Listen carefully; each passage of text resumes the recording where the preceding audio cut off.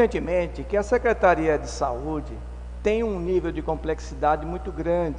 A gente sabe das dificuldades existentes para atender toda a demanda que a Secretaria tem que realizar.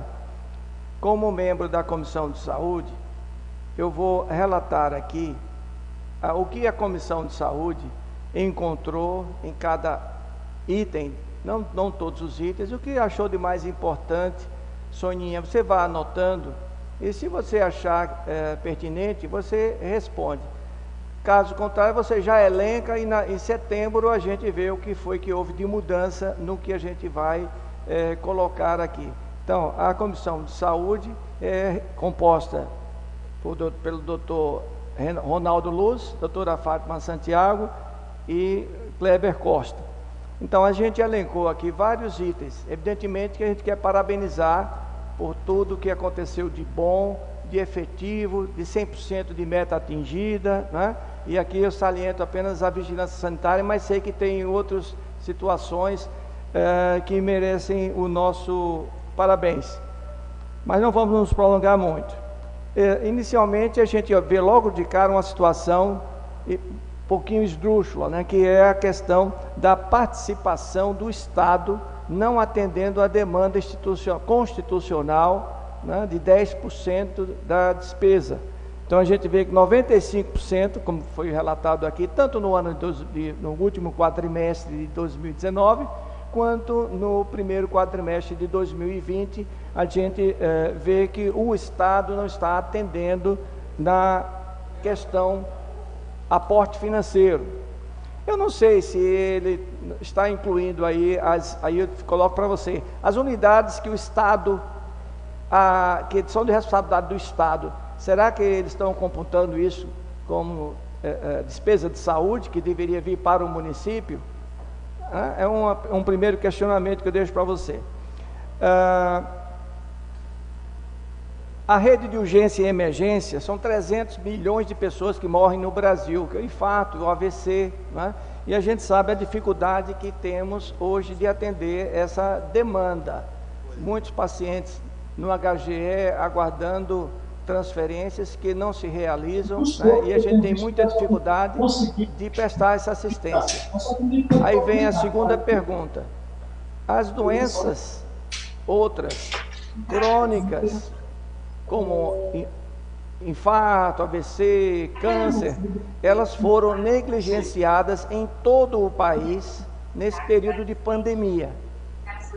Há pessoas precisando urgentemente de tratamento de câncer, não é? E foram negligenciadas pela ausência de leitos na UTI, porque os leitos estavam todos ocupados pela Covid, e nós vamos ter uma demanda reprimida muito grande, junto com o atendimento que deverá vir após liberação dos leitos de UTI, né? Então esse é Doutor Kleber, peça para as pessoas desligarem o som.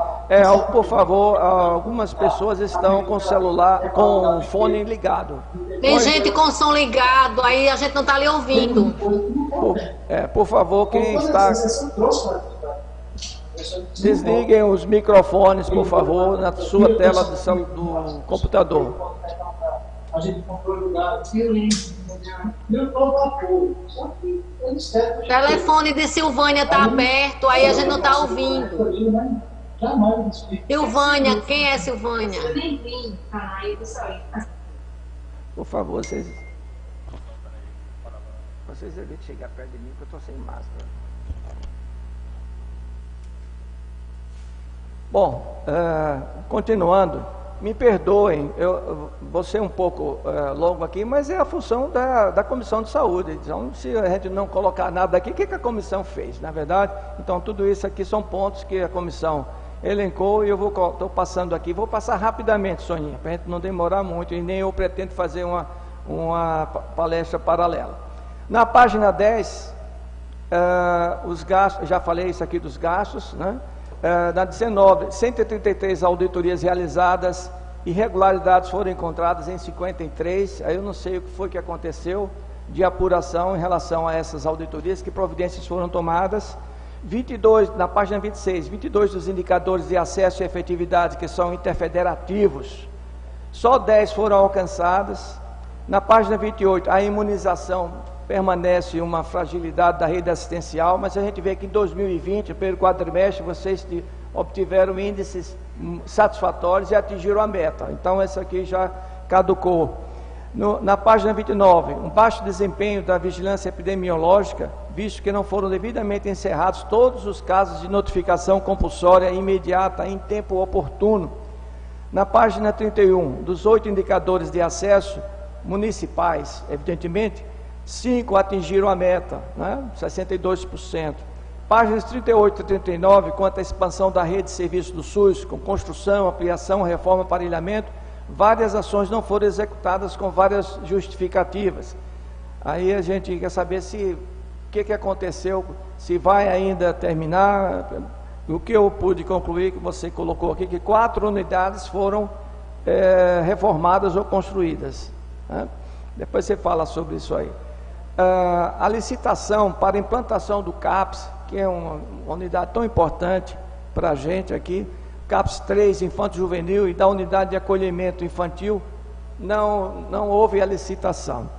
A vigilância em saúde apresentou vários problemas de ordem técnica.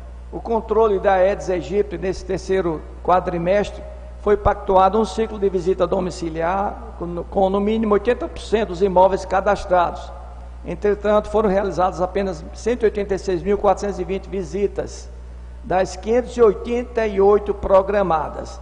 Aí eu quero levantar uma questão de ordem aqui, porque desde novembro que os agentes de endemias estão em greve, que seriam as pessoas responsáveis para fazer essa vigilância em relação ao Aedes aegypti, né, que faz as visitas domiciliares e tal, e nós estamos sem a participação dos agentes de endemias desde novembro. Eles estão em greve solicitando que seja aplicado o honorário nacional, né, que é o piso salarial deles, que só a capital Maceió que não está realizando, só a capital não está realizando. Então, creio que isso tem causado um problema sério, e houve um aumento de 500% na infestação pelo Aedes aegypti.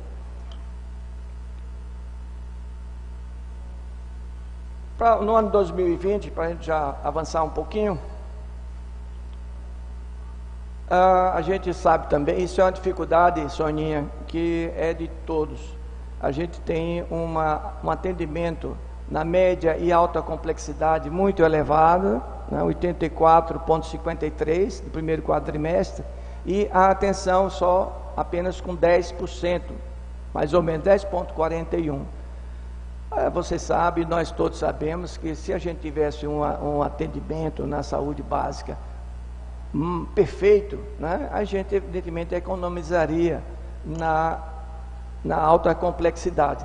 E a gente não está sabendo, ao longo desses anos todos, isso é uma coisa que vem de secretarias, de governos, e a nível brasileiro isso também acontece. E a gente não consegue reduzir esse distanciamento, né? Melhorar o atendimento na rede básica, na atenção básica.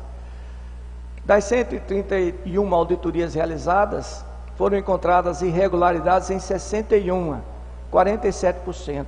8 foram inconclusivos, o que dá um total de 53 auditorias que tiveram problemas.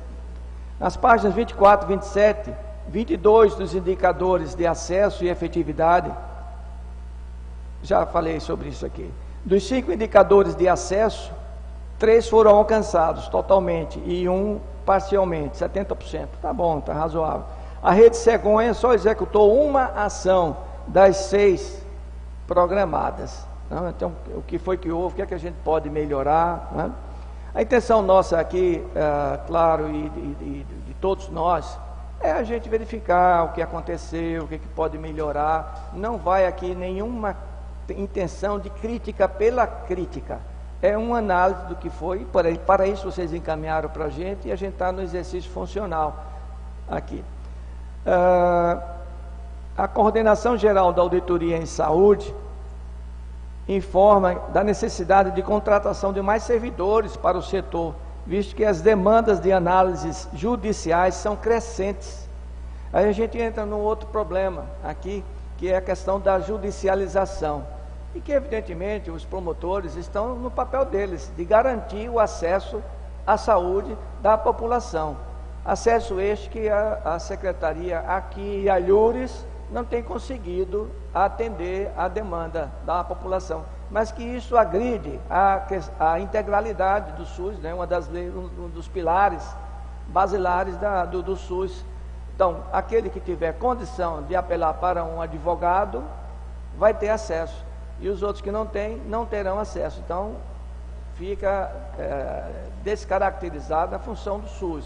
É uma questão ideológica, talvez os nossos colegas promotores possam, evidentemente, emitir opinião sobre isso, e é importante, mas a gente quer que a Secretaria de Saúde faça todo o esforço possível para atender essa demanda reprimida, porque a gente encontra, Soninha, nas caminhadas por aí, pacientes com sonda uretral, 6 meses, 8 meses, até 1 ano eu já encontrei, esperando cirurgias de próstata, né, de prostatectomia. E os nobres colegas aqui do Ministério Público devem estar assoberbados de tantas solicitações lá, relacionadas à falta de atendimento. Um paciente lá, só um adendozinho, um paciente no HGE com câncer de pulmão, não consegue operar porque precisa fazer cirurgia de ponte safena, é lesão grave de ponte safena, e a gente não está operando, não é? Pela questão do Covid. Então houve um não planejamento em todo o país relacionados às doenças crônicas. Parece que elas deixaram de existir durante a pandemia, não é? E isso não é verdade. Então a gente deixou de fazer essa programação aqui e em todas as secretarias do país inteiro. Mas eu deixo aqui o questionamento, Soninha: o que é que vocês estão programando para atender essa demanda reprimida no próximo quadrimestre? Porque vai ser pesado, né? E essa explanação e essa argumentação tem que ser bem efetiva para que a gente consiga os recursos federais demandados. Até porque a gente também tem uma deficiência, Soninha, que proporcionalmente falando, no Rio Grande do Sul, o que o Ministério coloca per capita é superior ao que Alagoas recebe. É impressionante isso, até porque nós moramos numa região mais pobre, mas recebemos menos per capita do Ministério da Saúde. Isso me chama muito a atenção, e a gente não tem tido a capacidade. Isso não é de agora não, Soninha, isso vem desde que eu me entendo de gente que estou no conselho, que estou em associação, a gente tem essa deficiência. Rio Grande do Sul recebe per capita mais do que o nordestino, aqui o alagoano, recebe. Então a gente precisa ver o que está acontecendo, que nós não conseguimos mostrar para o Ministério da Saúde, que até pela região, geograficamente, nós deveríamos receber mais. Fica a questão, Soninha, para a gente ver o que é que pode fazer. No mais, na verdade, a reformulação da tabela SUS é uma luta de longos anos da Associação Médica Brasileira e das outras entidades, e que passa pelo Congresso Nacional, isso aí. Localmente, o secretário e o executivo, o prefeito, o governador, poderão fazer mutirões diante das situações emergenciais que possam acontecer, com relação à próstata, à vesícula, hérnias, etc., né, como já aconteceu. Mas realmente os nossos senadores, os nossos deputados federais têm que vestir essa bandeira, né, vestir mesmo, para que a gente possa reavaliar. Nós não conseguimos o que se estabelece a nível federal para recursos do SUS, que ficasse atrelado ao PIB, né? X% do PIB. Não houve aceitação dessa proposta e continua essa defasagem. Uma criança que precisa operar a amígdala, o netinho. Sônia, você já tem neto, Sônia? Tenho neto já de 18 anos. Eu pensando que você ia ter um netinho de 4 anos, 6 anos, Soninha. Aí você, esse netinho precisando operar a amígdala, o cirurgião vai receber R$ 80 por essa cirurgia. Repare, o risco, a gravidade disso tudo, não é? Realmente o que o vereador Ronaldo está colocando é um problema sério a ser corrigido. Senão o que já está acontecendo? Alguns especialistas não querem mais aceitar o risco de lidar com esse problema e se afastam, deixam de operar pelo SUS, saem do SUS e a gente perde pessoas, especialistas importantes. Mas eu deixei de falar de uma situação aqui, permitam os nossos colegas, relacionado ao CORA. Meu Deus do céu, é 100% de reclamação esse tal de CORA. Às vezes alguns pacientes chegam: ô doutor, onde é que é esse CORA, que eu quero falar com ele, né? Onde é que fica? Quem é esse? Pronto, porque realmente o que foi, vou me ater à questão técnica que foi colocada, mas eu tenho particularmente muita queixa em relação ao CORA. Mas o que foi colocado na avaliação é que houve um certo negligenciamento referente à ausência de justificativa acerca de não realização do programado. Então, é isso que está lá no relatório técnico, e eu estou me atendo à relatoria técnica. O CORA deixou de atender e não tem justificativa. Aí, resultado, Fernanda, nós não sabemos qual é a deficiência, qual é o problema, o que a gente pode fazer para corrigir aquilo ali. O CORA não se manifesta. Deixou de atender a demanda, eu não vou cometer o erro aqui de dizer qual foi, eu imagino, mas não diz por que não atendeu, de forma que a gente pudesse atacar o problema, né, e solicitar a providência. Mas não atende e acabou-se. E no final a gente não sabe o que foi que houve.